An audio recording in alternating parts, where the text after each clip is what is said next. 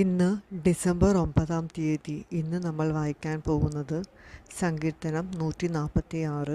കർത്താവ് മാത്രമാണ് രക്ഷകൻ. കർത്താവിനെ സ്തുതിക്കുവിൻ, എൻ്റെ ആത്മാവെ കർത്താവിനെ സ്തുതിക്കുക. ആയുഷ്കാലം അത്രയും ഞാൻ കർത്താവിനെ സ്തുതിക്കും.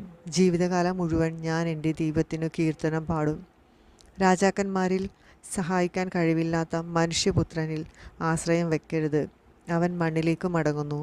അന്ന് അവൻ്റെ പദ്ധതികൾ മണ്ണടിയുന്നു. യാക്കോബിൻ്റെ ദൈവം തുണയായിട്ടുള്ളവൻ, തൻ്റെ ദൈവമായ കർത്താവിൽ പ്രത്യാശ വയ്ക്കുന്നവൻ ഭാഗ്യവാൻ.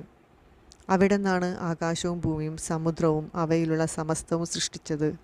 അവിടുന്ന് എന്നേക്കും വിശ്വസ്തനാണ്. മർദ്ദിതർക്ക് അവിടുന്ന് നീതി നടത്തിക്കൊടുക്കുന്നു. വിശക്കുന്നവർക്ക് അവിടുന്ന് ആഹാരം നൽകുന്നു. കർത്താവ് ബധിരരെ മോചിപ്പിക്കുന്നു. കർത്താവ് അന്ധരുടെ കണ്ണുകൾ തുറക്കുന്നു. അവിടുന്ന് നിലം പറ്റിയവരെ എഴുന്നേൽപ്പിക്കുന്നു. അവിടുന്ന് നീതിമാന്മാരെ സ്നേഹിക്കുന്നു. കർത്താവ് പരദേശികളെ പരിപാലിക്കുന്നു.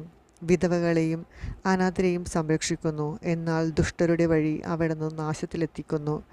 കർത്താവ് എന്നേക്കും വാഴുന്നു. സിയോനെ, നിന്റെ ദൈവം തലമുറകളോളം വാഴും. കർത്താവിനെ സ്തുതിക്കുവിൻ. ദൈവ